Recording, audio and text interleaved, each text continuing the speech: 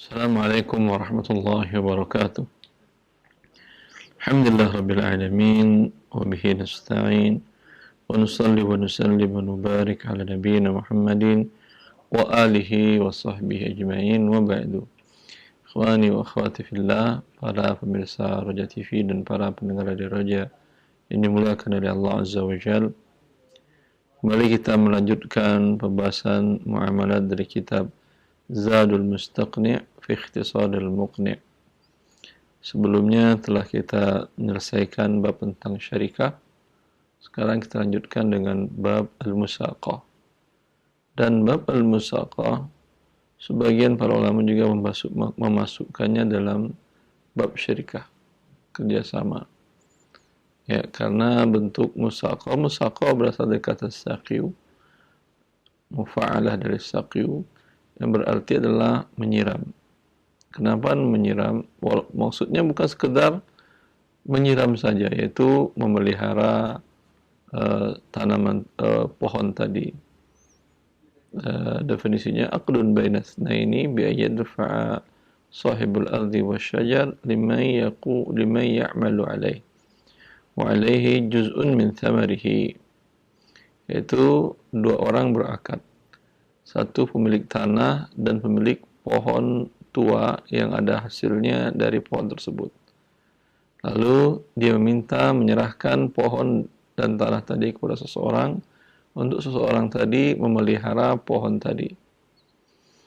Dan hasil dari pohon tadi mereka bagi berdasarkan kesepakatan.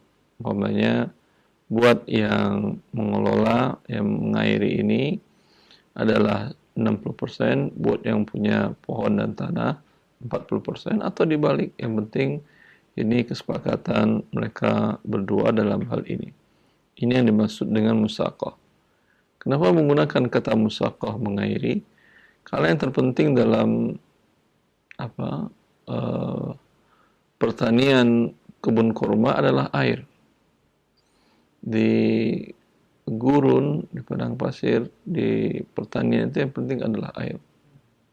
Ya, maka walaupun sebetulnya pekerjaannya bukan hanya untuk mengairi saja, termasuk juga membersihkan rumputnya atau tasmidat, memberikan pupuk, dan bila ada jarid atau ranting atau pelepah yang sudah tua dipotong, dibersihkan. Ya, ini juga bagian dari pekerjaan musaqi atau amil atau orang yang mengerjakan hal tersebut. Dan ini masyru'. Ya, sebagaimana diriwayatkan Rasulullah SAW, terkala Rasulullah SAW menaklukkan Khaybar. Khaybar utara dari kota Madinah dan daerah pertanian kurma yang subur. Maka setelah ditaklukkan, yang ditaklukkan berarti daerah itu adalah milik kaum muslimin. Ya, dan Rasulullah SAW dari bagian tersebut. Akan tetapi jaraknya dari Madinah jauh, 80 kilo. Itu membutuhkan waktu kalau mereka harus mengelolanya. Maka para Yahudi Khaybar, mereka minta untuk agar mereka diberikan izin tetap tinggal di Khaybar, dan mereka yang mengerjakan kebun kurma tadi. Bisyatri ma yakhruju min thamarin aw zar'in, dengan syarat untuk mereka setengah dari hasil panen kurma tadi. Itu dia ya, ada yang maksud dengan musaqah. Baik. Tasih Syekh. Bismillah. Qala al-mu'allif rahimahullahu ta'ala bab al-musaqat. Tasihu ala syajarin lahu thamarun yu'kal. Bab al-musaqah. Sah pengairan ini atas pohon yang memiliki buah yang dimakan. Wa ala thamaratin mawjudatin, demikian juga pada pepohonan yang ada atau tumbuh. Wa ala syajarin yaghriz, mawjudatin, buah yang ada. Wa ala thamaratin mawjudatin, dan kepada buah yang ada. Wa ala syajarin yaghrisuhu, demikian juga kepada pepohonan yang ditanamnya. ويعمل wa ya'malu alaihi hatta yusmira bi juz'in min ath-thamarah, dan diairi atau dipelihara sampai pohon itu berbuah bi juz'in min ath-thamarah, dengan satu dengan bagian. bagian dari buahnya. Ya, baik. Tasihhu ala syajar. Akad musaqah tadi sah akadnya dengan objek pohon. Nah. Yang pohon tadi ada buah yang bisa dimakan. Ya. Berarti mafhum di sini muallif mengatakan kalau tidak ada pohon yang tidak menghasilkan buah, pohon jati umpamanya. Ini kata beliau ini tidak termasuk musaqah. Ya, wallahu ta'ala pendapat yang terkuat dalam hal ini yang penting ada hasilnya. Hasil itu bisa buah, bisa kayunya, dan bisa juga rantingnya jadi kayu bakar dijual. Kalau jati adalah memang yang diinginkan bukan buahnya, memang kayunya. Ya, maka tidak ada syarat harus pohon yang berbuah. Sekarang ada pohon sawit umpamanya, ya, walaupun sawit bisa dimakan buahnya, bisa setelah diolah, tapi tidak bisa dimakan langsung. Ya, ini juga bisa akad musaqah. Dia serahkan kepada seseorang, sudah ada pohon sawitnya, bukan menanam. Kalau menanam nanti bentuk yang ketiga wa yaghras, wa yaghris. Ini bentuk yang pertama, dia serahkan umpamanya pohon sawit tadi. Kalau menurut mu'allif kan tidak bisa, ini pohon yang bisa dimakan, apa mangga. Pohon mangga diserahkan, ya, pupuklah bawahnya, beri pengairan, pokoknya urus dengan baik. Dan wa ala thamaratin mawjudah, dan objek buah yang sudah ada. Buah yang sudah ada, kalau tadi itu pohon yang akan berbuah. Kalau sekarang dia melakukan akad dengan si amil, dengan pekerja tadi, pohon itu sudah berbuah. Mangga biasanya musim buah, ketika ditanam berapa tahun berbuah, anggap 2 tahun umpamanya ya. Dia bukan dari umur 1 bulan pohon mangga tadi. Untuk dikelolanya. Setelah 2 tahun berbuah, kata dia dilihat udah ada buah ini, saya mau bekerja, kata dia. Karena kalau nggak ada buah kan terlalu lama dia bekerja. Ya, tapi sebetulnya tidak dirugikan juga dia dengan syarat dia minta bagi hasilnya lebih. Umpamanya pohon mangganya masih umur 6 bulan. Anggap buahnya umpamanya setelah 1 tahun. Berarti dia butuh 1,5 tahun untuk sampai dapat hasil kan ya. Dia minta, saya mau mengelolanya, mau memeliharanya, tapi hasil buat saya 80% atau 70%. Ya, di 3 tahun pertama nanti berbuahnya. Setelah 3 tahun pertama kita bisa bagi 50-50. Ya. Yang kedua, wa ala thamaratin mawjudah, memang sedang berbuah pohonnya. Wa ala syajarin, yang ketiga objeknya adalah syajarin yaghrisuhu wa ya'malu alaihi hatta yuthmir bi juz'in min ath-thamara. Yang ketiga, objeknya adalah pohon yang dia tanam, si pengelolanya tanam, si yang hanya punya tanah dan punya bibit. Kata dia, ini tanah 1 hektar, kau uruslah. Dan ini bibit pohon mangga sebanyak berapa cocok? 200 pohon? Wallahu a'lam. Anggaplah 200 pohon ya. 200 pohon kau tanamlah dan kau rawatlah sampai nanti berbuah. Bijuz'in min ath-thamarah. Kesepakatan 3 tadi, objeknya kan berarti 3. Pertama, dia menyerahkan pohon yang nantinya bakal berbuah dan buahnya bisa dimakan. Kedua, yang diserahkannya pohon yang sedang berbuah. Ketiga, yang diserahkannya tanah dan bibit untuk ditanam. Ya. Imbalan dari pekerjaan ini apa? Juz, bagian dari buah, dari hasilnya. Ya, itu kalau hasilnya buah, seperti kita katakan tadi, bisa juga untuk musaqah adalah kayunya yang diinginkan seperti jati umpamanya.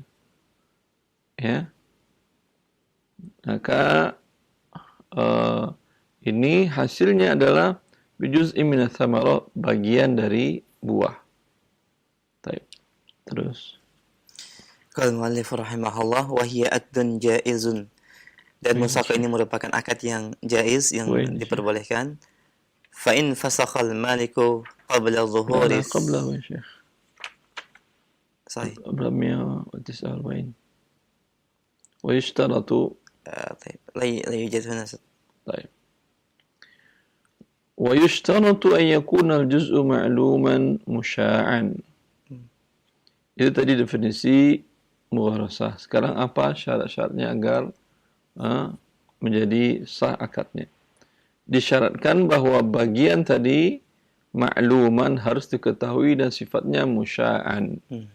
Apa musya'an? Musya'an tidak tertentu. Ya. Hadis Abi Rafi' bin Khadij ma'ruf, beliau ada hadis Rasulullah SAW, Rasulullah melarang mengerjakan suatu dengan hasil dari buah-buahan tadi. Ya, beliau menafsirkan karena buat yang pengelola adalah, buat yang bekerja adalah alal madhiyat, ditentukan bagiannya. Namanya pemilik tanah mengatakan, ya, kau uruslah ini pohon mangga ini, sudut yang ini hasilnya semuanya buat kamu, yang lain adalah buat saya. Ini yang tidak boleh. Tapi musya'an, yaitu hanya dengan persentase dari setiap hasilnya. Ya, umpamanya ada 100 pohon, dari 100 pohon itu ada 10 pohon hasilnya sangat bagus. Ada 70 pohon hasilnya rata-rata. Ada 20 pohon hasilnya di bawah rata-rata atau tidak bagus. Ya. Maka juz'an ma'luman musya'an, bagian tertentu itu ada persentase. Umpamanya dia mengatakan untuk kau yang pengelola 60%. Dari semua bagian tadi, baik dari hasilnya pohon yang sangat bagus, pohon yang hasilnya biasa, atau pohon yang hasil di bawah standar atau yang kurang bagus. Ya, tidak boleh dia mengatakan ini dari yang kurang bagus buat kamu aja. Ambil dah semuanya. Ya, ini tidak boleh. Wahia akdan jaizun, sah? Ya. Dan ini adalah merupakan akad yang diperbolehkan. Bukan diperbolehkan.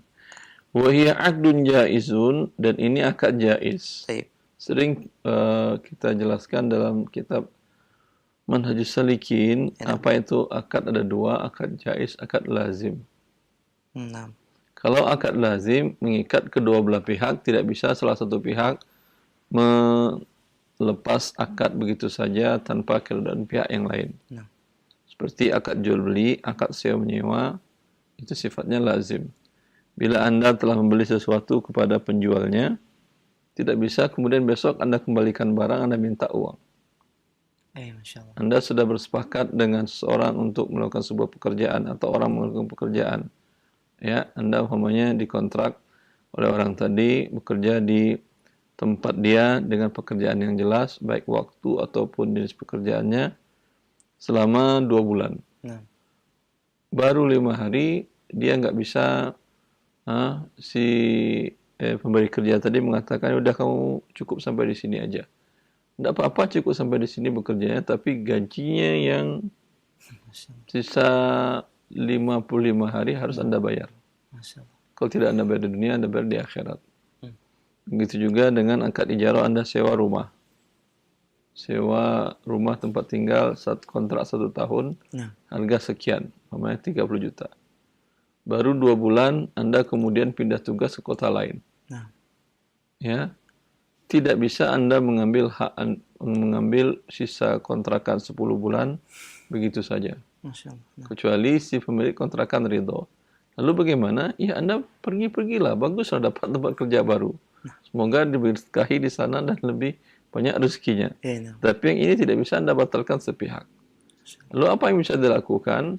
Si pemilik rumah haram juga bagi dia menggunakan ini selama 10 bulan sisa, atau dia menyewakan ke orang lain tanpa izin yang pertama. Ya, itu yang maksud dengan akad lazim.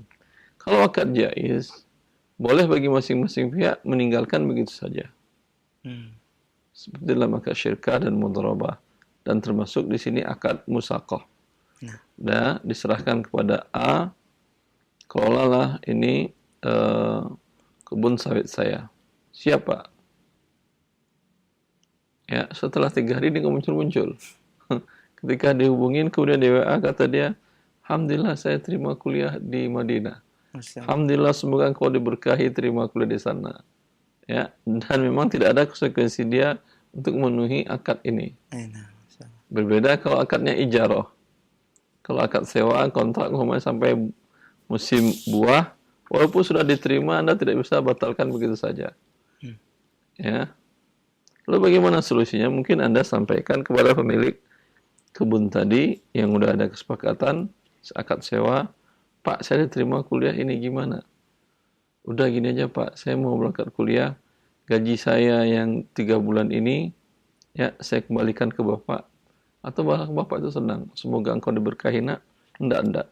3 bulan itu ambil, sisanya 9 bulan lagi Bapak hadiahkan untuk kamu berangkat kuliah. Yang penting masuk sini akad, itu yang masuk dengan akad lazim dengan akad jaiz. فإن فسخ المالك قبل ظهور ثمرة فللعامل الأجرة.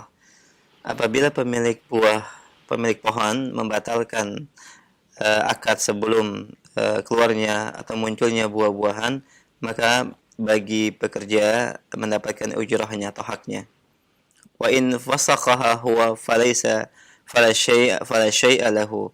Dan apabila pekerjanya membatalkan akadnya, maka tidak ada bagian untuknya. Ya. Wahia aqdun jaiz, apa konsekuensi dari akad jaiz tadi? Nah. Masing-masing pihak bisa membatalkan begitu saja.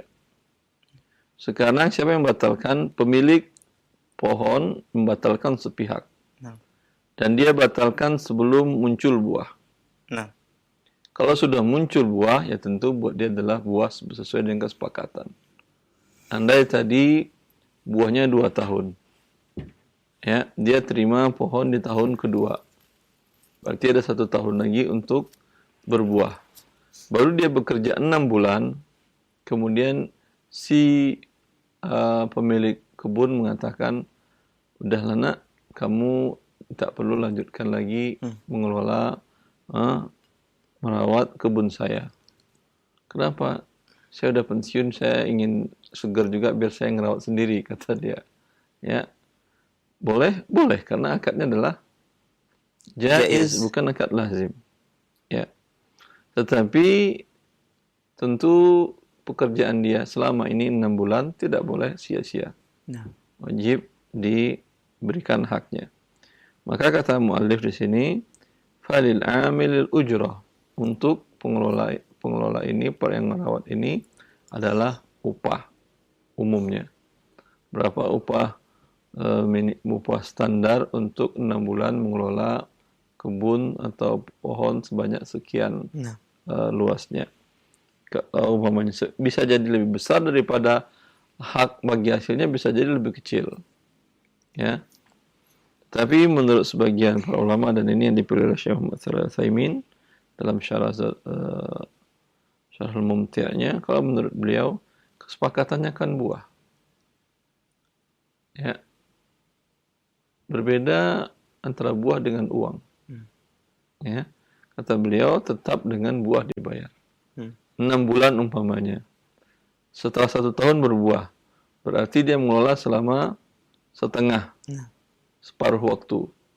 Ya, kesepakatan tadi 50-50. Berarti dia 25% dari buah di tahun depan itu.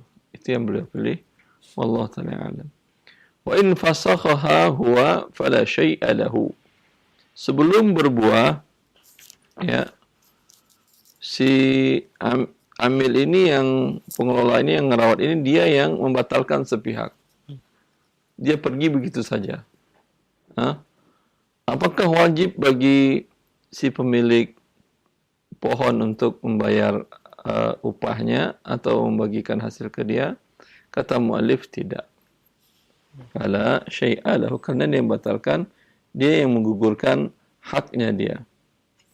Nah. Ya.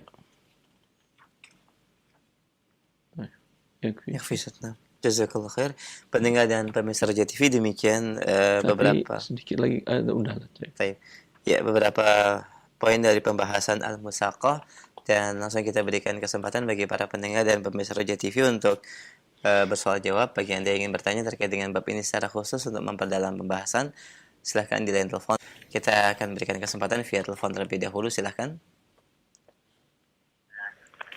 Baik, sudah masuk. Ya, halo. Assalamualaikum.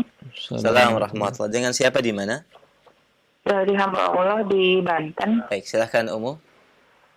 Ini Pak Ustadz mau tanya. Nah, Kalau kita jual beli rumah, perjanjiannya kan cicil. ya. Kemudian kita baru bayar berapa bulan karena ada terkendala tidak sampai 2 bulan berikutnya. Kemudian yang punya rumah itu dijual ke orang lain, gimana Pak Ustadz hukumnya itu? Ibu beli sebentar. Halo? Iya Pak Ustadz. Ibu beli rumah. Bukan, kita beli rumah, terus baru bayar berapa bulan, terus karena belum bisa membayar bulan ini ditunda sampai bulan depan, dirapel gitu Pak Ustadz. Ternyata yang punya rumah dijual ke orang lain dengan cash, gimana tuh hukumnya Pak Ustadz? Dalam persyaratan di awal bagaimana Ibu? Ada persyaratan seperti itu? Perjanjiannya kita kredit Pak Ustadz. Iya. Di dalam perjanjian di awal, kalau ketika Anda terlambat membayar cicilan, ada apa yang tindakan dilakukan? Nggak ada omongan gitu Pak Ustadz. Kalau nggak ada omongan itu, dia tidak berhak menjualnya sepihak. Karena akad jual beli mengikat. Hukumnya gimana tuh Pak Ustadz yang penjual dan pembeli yang baru itu? Penjualan pembeli baru nggak sah karena dia menjualkan hak orang lain. Karena dalam jual beli, rumah itu sudah Anda terima atau belum? Sudah. Iya. Kita sini, ya. Kalau sudah Anda terima, walaupun belum Anda bayar 1 sen pun juga, itu barang milik Anda. Pemilik sebelumnya, si penjual kepada Anda, dia tidak lagi memiliki rumah. Yang dia miliki dari Anda adalah piutang rumah tadi. Yang rumah bukan milik dia lagi. Maka tidak ada hak bagi dia menjualkan ke pihak siapapun juga. Oleh karena itu, untuk menyelamatkan haknya, harusnya dia di awal dia buat ketentuan, bila Anda terlambat sekian kali, 2 kali atau 3 kali, berturut-turut tidak membayar cicilan atau angsuran, maka dia berhak menjual ke pihak lain, dan dia ambil haknya dia, sisanya dikembalikan kepada Anda. Gitu Pak Ustadz ya? Ya, dalam kasus ini Anda mendapat uang Anda lagi atau tidak? Ya pasti Pak Ustadz dikembalikan. Dikembalikan penuh atau berlebih atau kurang? Yang sudah kita bayar semuanya Pak Ustadz. Sebentar. Iya. Yang Anda dengan dia kesepakatan dengan jual beli nyicil berapa harganya? Iya. Berapa harganya? Iya Pak Ustadz. Harga rumah itu Anda beli dengan cara cicil berapa? 70 juta. 70 juta. Ya. Yang sudah Anda bayar ke dia berapa? Seperempatnya Pak Ustadz. Berapa yang Anda sudah bayar? 15 juta. 15 juta yang sudah Anda bayar kan ya? Iya, saya cuma tanya ini Pak. Sebentar. Ya. Iya. Sebentar. Berarti haknya dia 55 juta. Gitu ya Pak Ustadz. Ya. Ini haknya yang si penjual tadi. Yang belum Anda bayar, begitu kan ya? Iya Pak Ustadz. Ya. Kemudian lagi. Dengar dulu Ibu. Ini rumah dijualkan dia berapa? Dijualkannya ke pihak kedua. Yang lebih murah Pak Ustadz dari harga dengan kita itu Pak Ustadz. Di bawah kita misalkan 40 juta gitu Pak Ustadz. 40 juta dijualkannya. Iya. Memang harga pasarnya segitu. Iya, cuman dia cash bayarnya Pak. Kita kan nggak sanggup jadi bayarnya kredit gitu Pak Ustadz. Lalu tapi uang Anda 15 juta dikembalikan. Alhamdulillah sih kembali Pak Ustadz. Ya udah kalau gitu, kalau menurut saya Ibu, Anda relakan aja, terima aja 15 jutanya. Ya, saya cuma ingin tanya itu hukumnya orang yang berdoa itu gimana? Apa berdosa apa enggak itu Pak Ustadz? Kalau Anda ikhlaskan selesai, tapi kalau tidak Anda ikhlaskan, mereka berdosa, tidak sah jual belinya. Oh gitu, makasih banyak Pak Ustadz. Ya Allah barik fiik. Warahmatullahi wabarakatuh. Waalaikumsalam warahmatullahi wabarakatuh. Jazakallah khair. Barakallahu fiik. Baik, demikian jawaban dari Ustaz. Semoga ini mendapatkan pencerahan bagi umum dan juga bagi yang lain yang mungkin mengalami kasus yang sama. Baik, kita berikan kesempatan yang kedua. Halo, Assalamualaikum Ustaz. Waalaikumsalam warahmatullahi wabarakatuh. Dengan siapa Bapak di mana? Dengan hamba Allah di pesisir selatan Sumatera Barat. Masya Allah. Taib. Ahlan Pak, silahkan.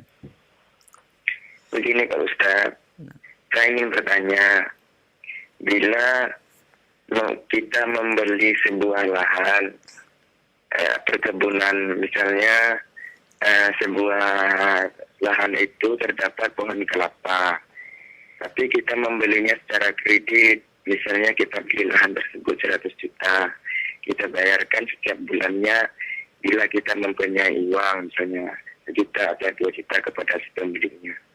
Apakah setelah akad kita jual beli tersebut, kita mulai membayar kredit tersebut, kita sudah bisa mengambil hasil tanaman yang ada di kebun tersebut, Ustaz? Bagaimana hukumnya, Ustaz? Ya. Terima kasih, Ustaz. Assalamualaikum warahmatullahi wabarakatuh. Assalamualaikum. Dua hal yang pertanyaan tadi, baik pertanyaan Bapak dan pertanyaan Ibu sebelumnya, ini terjadi karena mereka tidak paham konsekuensi dari akad jual beli. Di awal definisi jual beli kita mengatakan jual beli adalah mubadalatu malin bimalin tamlikan wa tamallukan walau fi dhimmah. Yang dimaksud dengan jual beli adalah tukar menukar harta yang konsekuensinya berpindahnya kepemilikan harta yang dipertukarkan tadi. Anda punya uang, Anda tukar dengan buku. Anda beli buku maksudnya. Ini dengan akad, saya beli buku kamu ya dengan harga 100.000 rupiah. Iya, saya jual. Dengan akad, ini sudah menjadi milik saya. Dengan akad. Tanpa harus serahkan uang. Itu yang akad. Adapun qabad, serah terima barang dan uang, itu konsekuensi selanjutnya. Tapi dengan akad ini sudah milik saya dan dengan saya terima, saya sudah bisa bertasarruf di sini. Kalau saya bayar cash, cash. Kalau saya mengatakan nanti sore, tapi buku sudah saya terima, ya, ini sudah menjadi milik saya bisa baca, saya bisa sewakan, saya bisa jualkan juga. Ya, dan itu boleh. Hampir semua pedagang di daerah bahkan kadang luar negeri, dia beli barang dengan cara tidak tunai ke pusat-pusat perbelanjaan, kulakan barang. Seperti umpamanya yang belanja baju fashion ke Tanah Abang umpamanya dari berbagai kota di Indonesia, itu mereka belanja ke pusat tadi dengan cara tidak tunai. Bayar sebulan, 2 bulan, 3 bulan, ya. Apakah ini sudah boleh dijual belikan? Sudah boleh. Karena dengan diterima barang dan dengan akad, ini menjadi milik dia. Sebagaimana pertambahannya dia yang mendapatkan, risiko juga dia yang dapatkan. Dia sudah beli, mamanya ini saya beli 100.000, ntar sore saya bayar ya. Baik Pak, nggak masalah. Saya bawa. La qadarallah, saya sedang jalan, baca sambil lihat ini, sambil ini. Hujan terus deras. Ya, ini buku tebalnya 5 cm jadi 20 cm seperti ini, ngembang. Masya Allah. Ya, saya datang lagi ke toko, Pak, ini buku Anda kok ngembang sih? Kenapa Pak? Tadi saya jalan hujan. Ya karena hujan Pak. Ya udah saya nggak jadi beli, kan saya belum bayar kan? Ya, tidak, ini adalah risiko di tangan Anda karena sudah Anda terima. Anda wajib bayar 100.000. Ya, karena risiko di tangan Anda, keuntungannya juga milik Anda. Al-ghurmu bil-ghurmi. Al-ghurmu bil-ghurmi. Keuntungan sebanding dengan risiko, risiko sebanding dengan keuntungan. Sebagaimana Anda menanggung risiko, Anda mendapatkan keuntungan. Sebagaimana Anda mendapatkan keuntungan, Anda menanggung risiko. Ya, maka tadi saya sudah beli, nanti sore saya bayar. Ada yang mau baca, nyewa ke saya. Ustaz, saya mau baca, penting banget Ustaz. Ya, karena kajian Ustaz fulan itu harus bawa kitab. Boleh, tapi sewa. Berapa sewanya Ustaz? Berapa lama antum? Sehari Ustaz. Kalau sehari 10.000. Terlambat jadi 2 hari antum serahkan ke saya 20.000. 10 hari 100.000. Lah, saya belum bayar. Boleh, boleh. Karena dari akad tadi adalah berpindah kepemilikan. Dan dengan diterima, dia bisa melakukan untung dan rugi milik dia. Dalam 2 kasus tadi, kasus pertama dan kasus kedua, itu permasalahannya. Banyak kaum muslim tidak mengerti konsekuensi dari jual beli tadi. Kasus kedua, beliau beli dengan mencicil. Asal sudah Anda terima barang tadi, tanah tadi, hasilnya milik Anda. Asal sudah Anda terima. Ya bagaimana setelah terimanya? Kalau kebun, ya tentu si pemilik kebun sebelumnya kalau ada harta-harta pribadinya, motornya di sana atau ada kerbaunya atau sapinya dikeluarinnya dari sana. Berarti sudah serah terima. Ya, sudah serah terima, Anda ambil pohonnya, hasil buahnya segala macam. Ya. Dan risiko juga di tangan Anda. Walaupun jual beli cicil, qadar Allah terjadi banjir. Semua pohon tadi habis. Lah, saya bukan beli tanah kosong, saya beli tadi tanah yang ada pohonnya. Ya, tadi kan Anda beli tanah ada pohonnya dan sudah serah terima. Sekarang dia jadi kosong dibawa banjir, itu risiko tangan Anda. Begitu. Konsekuensi dari jual beli, wallahu ta'ala alam. Jazakallah khair. Demikian pendengar yang bertanya di pesisir Sumatera Selatan, kalau tidak salah. Barat ya, Masya Allah. Pesisir Selatan, Sumatera Barat. Nah, barakallahu fikum. Semoga ini menjadi jawaban yang bermanfaat dan pencerahan bagi Bapak ya, dan yang lainnya. Jazakallah khair. Kita berikan kesempatan berikutnya. Halo, Assalamualaikum. Waalaikumsalam warahmatullahi. Dengan siapa di mana? Dengan hamba Allah di daerah Sulawesi Selatan. Baik, silakan Mbak. Masya Allah, Sulawesi Selatan. Silakan Mbak. Ya, Afwan Ustaz. Allah barik fiik, silakan. Ini Ustaz, gini kan keluarga saya ini bapak udah meninggal gitu. Bapak ini meninggalkan satu lahan tanah yang masih bersengketa sampai hari ini. Sengketanya itu ada 2 pihak yang kami lawan. Itu masih bersengketa. Tetapi setelah beliau meninggal, kami sekeluarga sebenarnya tidak mau mengurus lagi. Cuman seiring berjalannya waktu, tahun kemarin itu ada orang yang membantu kami untuk mengurus sengketanya sampai Mahkamah Agung, Ustaz. Bahkan katanya sih sepeninggalan orang tua kami dulu itu punya utang pengambilan pengurusan tempo hari katanya. Tapi kami tidak tahu seutuhnya seberapa, cuman dia bilang seperti itu. Nah, gimana solusinya Ustaz? Hari ini ada yang mau bantu, sekarang lagi sementara pengurusan ini sama keluarga. Ada kan ya, almarhum Bapak 2 kali nikah Ustaz. Ada 2 pihak istrinya ceritanya sekarang lagi mengurus ini sampai persengketaan melawan yang menduduki tanah kami saat ini. Sementara bagi kami melihat dari semua bukti-bukti yang kami punya, kami merasa bahwa orang tua kami yang punya ini tanah. Tapi minta solusi Pak Ustaz, gimana solusinya? Apakah kami lanjut persengketaan ini? Dan ini sampai Mahkamah Agung loh, permasalahannya. Ini panjang juga masalahnya, harus ngurus silsilah keluarga sampai ahli waris, sampai semuanya diurus dari awal. Ini minta solusinya Ustaz, gimana? Kami tidak lanjutkan, gimana utang-utang bapak kami gitu Ustaz. Ini tanah Anda yakin milik bapak Anda? Dari bukti PBB itu kan pajak bumi bangunan itu masih atas nama bapak kami 2018 kemarin Ustaz. Ya, enggak, maksud saya itu dalam catatan legalnya. Dari catatan BPN Badan Pertanahan Nasional 2012 masih ada fotokopian yang kami punya. Iya. Maksud saya dalam hakikatnya memang Anda yakin punya bapak Anda?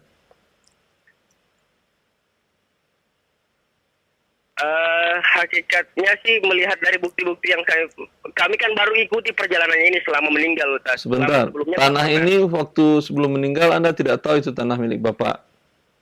Bapak tidak pernah cerita? Pernah dia cerita, pengurusannya sudah lama, Mas, dari Sebentar, hidup. sebentar. Lama pengurusannya, Ustaz. Tanah ini Bapak cerita dapat dari mana? Dari orang tuanya? Dari kakek almarhum. Kakek almarhum sudah menetap di situ. Iya. Sebelum itu kakek Anda yang membuka lahan itu atau bagaimana? Totalnya tanah di situ, Ustaz, 16 hektar. Ya. 4 hektar tanah namanya kakek, 4 hektar tanahnya bapak kami, 4 hektar nama supir pribadinya, 4 hektar lagi itu anak tirinya, anak dari istri kedua kalau nggak salah. Itu 16 hektar semua totalnya. Ya, kalau memang Anda yakin itu adalah milik yang sah, yaitu, dan kakek Anda membuka lahan itu atau dia beli lagi dari pihak lain? Kalau menurut cerita saya nggak tahu. Iya, kalau ceritanya bagaimana? Ceritanya katanya itu hasil utang budi dari masyarakat. Kakek kami mantan camat daerah situ. Hasil budi dari masyarakat ke camat. Iya, betul. Wallahu ta'ala alam, ini berbahaya. Ya, karena seorang pejabat tidak boleh menerima hadiah dari rakyatnya. Oh gitu ya. Ya, wallahu ta'ala alam. Kalau hemat saya, ini yang menggugat siapa? Pihak yang menduduki, Ustaz. Yang merasa dia kan punya bukti rinci juga, Ustaz. Enggak, maksudnya dia adalah keturunan dari rakyat yang warga di situ yang menduduki, merasa sebentar dulu. Ya. Sebentar. Tadi kan ini asalnya adalah hadiah untuk kakek Anda yang camat. Iya. Apakah dia adalah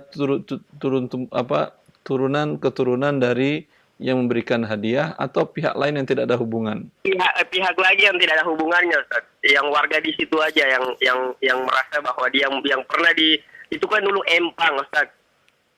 Wallahu alam, saya nggak bisa jelaskan ya. Tapi kalau menurut saya, kalau memang ini adalah keturunan dari pihak yang menghadiahkan kepada kakek Anda sebagai jasa terima kasih atas camat, ini sebaiknya serahkan aja kepada mereka. Tapi kalau mereka bukan adalah keturunan dari rakyat yang menghadiahkan kepada kakek Anda yang camat, ya. Karena statusnya, saya khawatir ini statusnya adalah bagian dari riswah.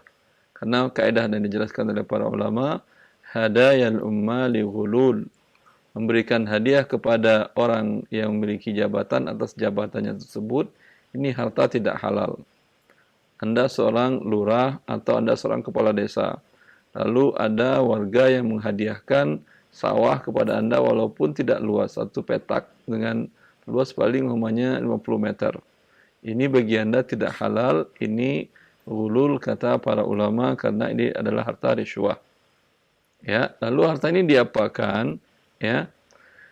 Harta riswah ini tidak dikembalikan lagi kepada orangnya kecuali seperti kasus tadi ada turunannya yang menuntut. Ini Anda berikan, Anda sedekahkan kepada fakir miskin.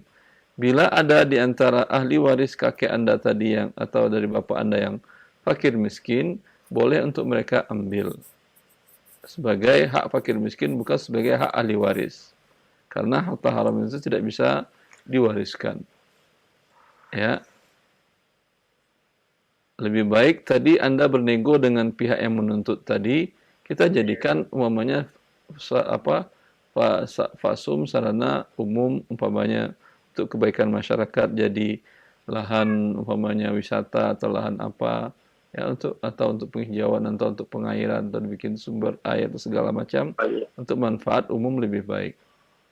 Iya, ya, Anda khawatir di tangan Anda juga ahli warisnya tidak halal.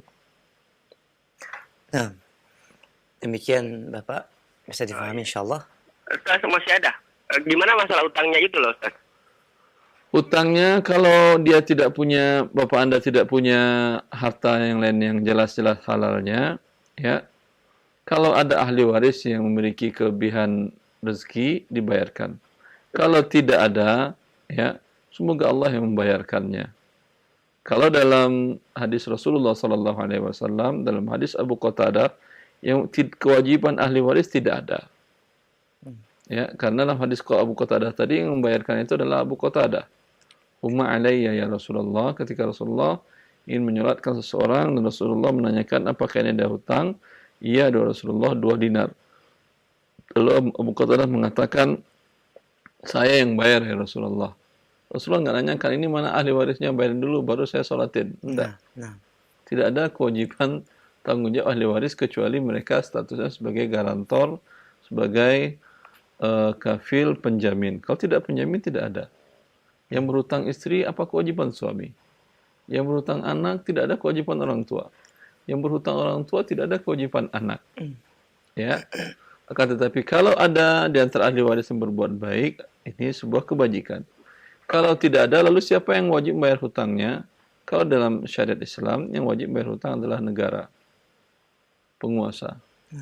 Ya, maka Rasulullah SAW diriwayatkan oleh rawi hadis Abu Qatadah tadi, "Falamma fataha Allah Rasulihil futuh," tatkala Allah membukakan perbendaharaan dunia kepada Rasulullah SAW dan harta Baitul Mal banyak, maka Rasulullah mengatakan, siapa di antara kalian yang wafat dan meninggalkan harta, hartanya dibagi untuk ahli waris. Dan siapa di antara kalian wafat meninggalkan hutang, fa'alayya qada'uha. Saya yang bayarin, kata Nabi SAW, itu dari harta Baitul Mal.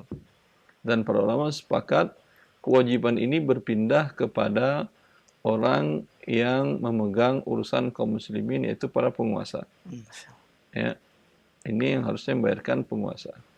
Ketika negara tidak hadir dalam hal ini, Allah insya Allah membayarkan dengan niat orang tua Anda tidak ada ingin menzalimi orang lain. Kalau ada hartanya yang lain yang halal, selesai. Demikian, akhi. Waalaikumsalam. Waalaikumsalam warahmatullahi wabarakatuh. Jazakumullah khair, barakallahu fikum. Baik, kita masih terima via telepon sebelum kami angkat dari pesan singkat. Baik, silakan. Waalaikumsalam warahmatullahi. Dengan siapa di mana? Dengan Akbar di Jakarta Selatan. Baik, silakan Akbar. Ya. Assalamualaikum, Tat. Assalamualaikum. Ya, Tat. Saya cuma mau menyampaikan keresahan saya, Tat. Kita tiap hari banyak dengar para ustadz kiai bicarakan masalah riba itu haram buat umat Islam dan bikin susah gitu hidupnya. Tapi mirisnya di 250 juta rakyat Indonesia yang mayoritas Muslim, itu malah sistem ribawinya lebih banyak daripada sistem syariahnya untuk perbankan. Kredit-kredit, kita lihat mobil, rumah, segala. Gimana menurut Ustaz? Assalamualaikum. Assalamualaikum. Ya, ya, harapan Anda terlalu besar dan itu saya kira bukan harapan penanya saja, itu harapan kaum muslimin dimanapun berada. Ya, akan tetapi kita tentu hidup sesuai dengan kemampuan. Allah mengatakan, la yukallifullahu nafsan illa wus'aha. Bahwa Allah Subhanahu wa taala tidak membebani kita kecuali yang kita mampu melakukannya. Pada saat kita tidak mampu melakukannya, ya, Anda minta menanyakan bagaimana peran para kiai, para ustadz, dan bahkan wakil presiden pun dalam hal ini, ya, jangan tanyakan ke saya. Dan jangan tanyakan ke ustadz lain. Tanyakan kepada diri Anda apa yang bisa Anda lakukan. Ustadz apa yang bisa dilakukannya antara dia dengan Allah. Ustadz hanya bisa menyampaikan ini yang haram, ini solusinya. Kalaulah semua kaum muslimin tahu bahwa melakukan kredit nabung di bank riba konvensional itu hukumnya haram, ya, mereka mengambil keputusan mencabut rekening mereka di hari ini, bisa dipastikan hari Senin besok di semua bank riba di Indonesia mengumumkan tutup. Sudah habis nasabahnya semuanya. Tetapi karena tidak banyak yang sadar, hanya beberapa orang yang sadar, ya makanya bank riba di Indonesia ini masih berkembang terus, karena yang membesarkannya adalah kaum muslimin semuanya yang Anda katakan 290 juta tadi yang bikin rekening di bank riba tadi. Itu masalahnya. Jangan minta pertanggungjawaban orang lain, biarkanlah Allah yang menghisab mereka. Yang penting apa yang bisa Anda lakukan. Yang bisa Anda lakukan dan pelajari syariat Allah, mana transaksi yang haram Anda tinggalkan, mana rekening yang haram Anda tutup, itu yang bisa Anda lakukan. Wallahu ta'ala alam. Tapi jazakumullah khair. Demikian pendengar yang bertanya. Dan semoga ini bermanfaat bagi kita, pencerahan juga sebagai pengetahuan yang insya Allah akan bermanfaat dunia dan akhirat kita, dan Allah mudahkan untuk mengamalkannya. Kami angkat selanjutnya pertanyaan dari pesan singkat terkait dengan transaksi penjualan tadi. Ada pendengar yang bertanya, Assalamualaikum warahmatullahi wabarakatuh. Bagaimana hukumnya seseorang penjual yang sudah berakad dengan pembeli, bahkan pembeli sudah menyerahkan DP dari pembelian mobil misalnya Ustaz, sudah berpindah tangan, akan tapi penjual kemudian menarik kembali dengan alasan ada pembeli yang lebih tinggi tawarannya. Apakah ini masuk ke dalam bab khiyar bagi penjual Ustaz, sebagaimana pembeli juga ada khiyarnya? Jazakallahu khair. Allah barik fiik. Khiyar ada beberapa bentuk. Pertama, khiyar majelis. Selagi masih dalam majelis, masih satu ruangan berakad, saya mau jual ke kamu segala macam, lagi nego-nego begini, ada yang nelfon, ya, dan dia mau bayar cash dengan tunai. Lalu Anda katakan, Anda sebagai penjual, mohon maaf, ini ada yang penawar lebih tinggi, Anda mampu atau tidak atas itu? Enggak, saya mau cicilan. Mohon maaf, saya nggak bisa, saya butuh uang tunai. Itu boleh. Karena akad belum mengikat. Tapi bila Anda sudah berakad dengan ini, selesai majelis, dia sudah pergi. Ya, lalu datang, masuk setelah itu, orang itu ngantri di luar, ternyata masuk ke dalam. Bawa uang cash, dan lebih tinggi daripada penawaran yang cicilan. Lalu yang tadi Anda telepon, Anda batalkan, Anda berdosa. Ya, karena ini yang dimaksud dengan akad yang lazim mengikat, tidak ada bahasa batalkan sepihak saja. Baik, insyaallah. Ya. Wallahu ta'ala alam. Dan artinya tidak diperbolehkan saja. Haram hukumnya. Karena Allah mengatakan, ya ayyuhalladzina amanu aufu bil uqud. Allah mengatakan, wahai orang-orang beriman, penuhilah akad kalian. Apa maksud memenuhi akad tadi? Adalah melanjutkan konsekuensi akad berpindahnya barang yang diperjualbelikan. Sekarang Anda batalkan sepihak, berarti Anda tidak memenuhi akad. Berarti Anda melawan perintah Allah. Siap-siap dimurkai oleh Allah Azza wa Jalla. Nah, Ustaz, jazakallahu khair. Demikian pendengar yang bertanya, jazakallahu khair, barakallahu fiik. Kami akan pertanyaan berikutnya dari pendengar kita. Assalamualaikum warahmatullahi wabarakatuh. Saya kerja freelance dalam bidang IT, Ustaz, dan ada perusahaan yang meminta bantuan saya untuk menginstalkan aplikasi pajak e-faktur. Apa hukum membantu dan menerima upahnya, Ustaz? Jazakallahu khair. Allah barik. Boleh, karena Anda membantu si wajib pajak agar tidak lebih berat kezalimannya. Artinya dengan aplikasi tadi, perhitungan pajaknya lebih jelas, sehingga dia tidak dianggap menggelapkan pajak, sehingga urusannya dengan pemerintah bidang penarik pajak akan jelas dan tenang, dan dia tidak akan lebih dizalimi. Karena dalam banyak kasus, ketika dia membayar tidak sesuai, ya, karena tidak ada kemampuan dalam aplikasi dan segala macam, ya, dan pihak penarik pajak malah memberikan kezaliman yang baru dengan denda segala macam. Maka ini Anda membantu orang yang terzalimi agar kezaliman kepada dia, ya, menjadi kecil, maka ini dibolehkan. Baik, insyaallah. Jazakumullah khair. Saat demikian akhi yang bertanya, barakallahu fiik. Kemudian kami angkat kembali pertanyaan berikutnya. Assalamualaikum warahmatullahi wabarakatuh. Ustaz, bagaimana hukumnya membuka penjualan dengan sistem online dan pembayarannya hanya COD, Ustaz, tidak menggunakan transfer kepada salah satu bank. Jadi hanya COD saja, tidak ada transfer. Bagaimana hukumnya? Pada saat barang diterima dibayar, begitu? Benar, Ustaz. Berarti pada saat jual beli, uang tidak diserahkan dan barang pun tidak diserahkan. Ini hutang dengan hutang tidak boleh. Masya Allah. Ya, bil kali, ijma' para ulama, ini adalah jual beli yang batal.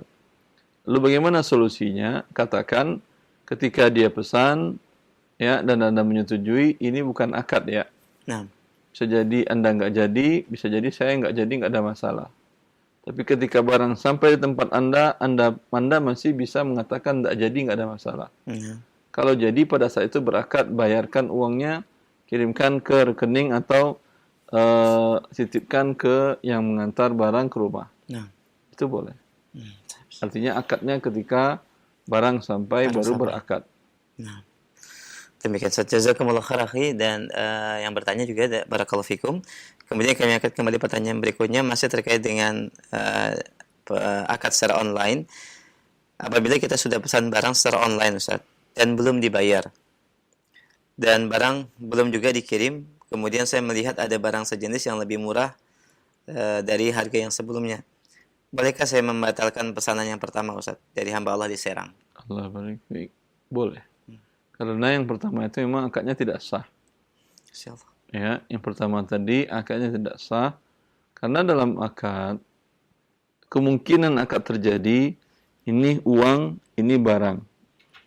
Ya, tangan dengan tangan. Ini barang, sini uang. Nah, Ini boleh. Bahkan untuk emas dan perak pun boleh untuk komoditas ribawi. Ada yang bentuknya ini barang ambillah dulu, sore bayar. Ini juga boleh. B bisa manin ajil. Jual beli dengan uang nanti. Ada yang bentuknya dia bilang, ini uang dulu Pak Ustadz. Barangnya besok Pak Ustadz bayar seluruhnya atau setengahnya, besoknya lagi setengah sisanya. Ini namanya B' salam. Tapi dijual dengan spek. Ya, ini B' salam. Ada yang bentuknya sepakati speknya dan sepakati uangnya tapi berpisah, tidak ada salah satu yang diserah terimakan. Maka ini jual beli yang batil dinamakan dengan Bai'ul kali bil kali. Ijma' para ulama dikatakan oleh Imam Ahmad, memang hadis dalam ini tidak ada yang sahih, tapi ijma' para ulama kuat. Ini termasuk dari jual beli yang gharar.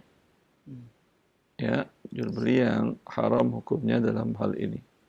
Ya, maka jual beli online ya di mana uang tidak diserahkan di akad dan barang tentu tidak mungkin bisa diserahkan di akad. Ini adalah jual beli kali bil kali yang hukumnya adalah haram. Ya, memang tidak boleh mengikat. Ketika Anda pengen barang lain, ya, Anda katakan ini akadnya ketika barang sampai saya baru beli, akadnya ini malah boleh. Pertama tadi tidak boleh. Nah, Ustaz.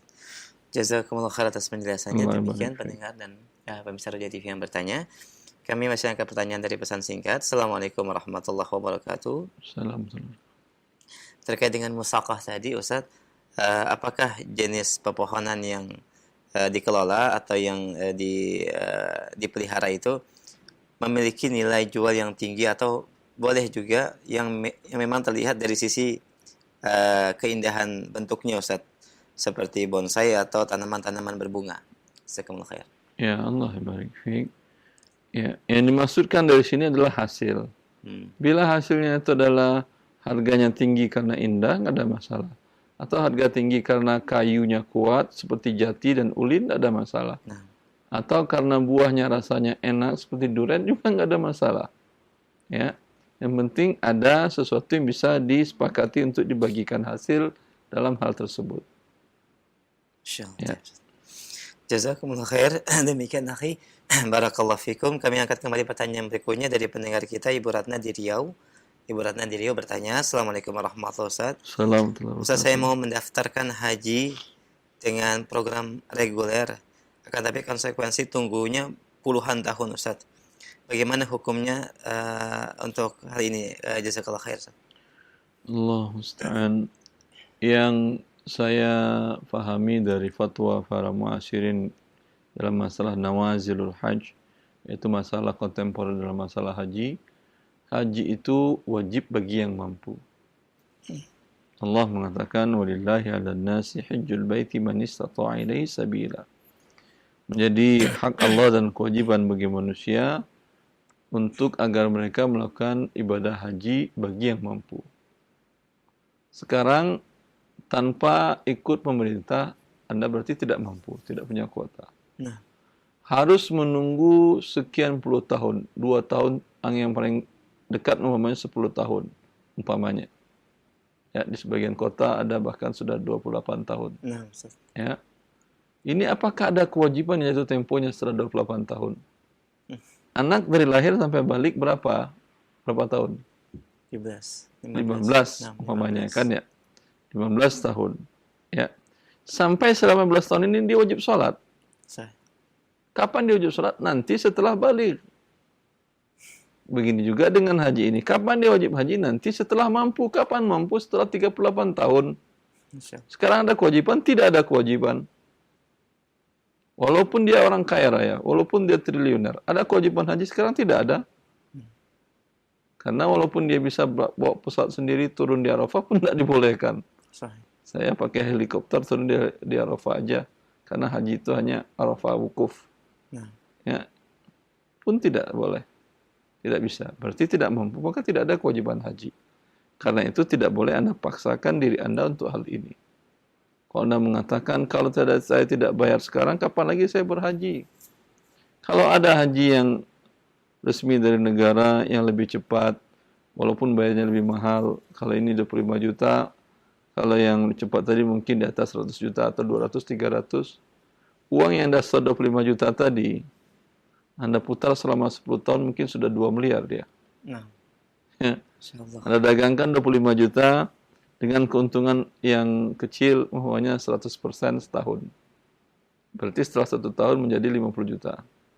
Setelah 2 tahun menjadi 100 juta.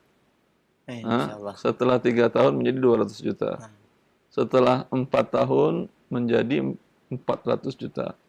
Setelah 5 tahun menjadi 800 juta. Ya, daripada Anda nunggu 10 tahun, 5 tahun uang Anda sudah 800 juta. 800 juta bisa Anda beli sewa helikopter sendiri berangkat ke sana. Orang pakai motor aja berangkat ke sana bisa kan haji ya. Apalagi Anda pakai helikopter sendiri. Masya Allah. Ya. Maka subhanallah. Ini semuanya dosa jariah yang dilakukan oleh bank syariah dan orang yang berhubungan dengan hal ini, masalah dana talangan haji yang pernah ada. Ini yang membuat antrian panjang. Masya Allah. Ya, dan dana talangan haji tersebut ada unsur ribanya. Dan namanya riba pasti membuat kerusakan di atas muka bumi Allah ini. Nah. Ya. Baik, jazakumullah khairan, demikian Ibu Ratna di Riau. Semoga ini menjadi pemahaman yang mencerahan bagi Ibu dan bagi kita semua. Jazakumullah khairan. Terakhir pesan singkat kami akan angkat dari Ibu Lika di Jawa Timur. Bagaimana Ustaz pembagian waris? Sebelumnya Assalamualaikum warahmatullahi wabarakatuh. Bagaimana pembagian waris di mana bapak telah wafat yang meninggalkan istri, 1 anak laki-laki dan 5 anak perempuan saja Ustaz? Bentar, istri seorang, kemudian 1 anak laki-laki dan 5 anak perempuan. 5 anak perempuan. Bapak ibu dari suami ini masih ada atau sudah tidak ada? Tidak disebutkan. Dari pertanyaan tidak ada. Kalau ada, ini berubah hukumnya ya. Iya. Ini kalau tidak ada kita jelaskan. Istri 1/8, sisanya untuk anak laki, anak perempuan ini dengan pembagian 2 laki, 1 perempuan. Ini pas berarti. Dibagi 8, laki-laki, istri 1/8, anak laki-laki 2/8, tinggal sisanya 5, masing-masing anak perempuan 1/8, 1/8, 1/8, 1/8, 1/8. Alhamdulillah. Demikian Ibu Lika di Jawa Timur, jazakumullah khairan. Baik, demikian dan kita berikan kesempatan kembali via telepon. Baik, halo. Halo, Assalamualaikum. Waalaikumsalam warahmatullahi wabarakatuh. Dengan siapa Umu di mana? Dengan Umu Handari. Di mana? Di Sumatera Selatan. Baik, silakan Umu. Ya, Assalamualaikum Ustadz. Assalamualaikum. Mau tanya gini Ustadz, kami sudah melakukan akad jual beli tanah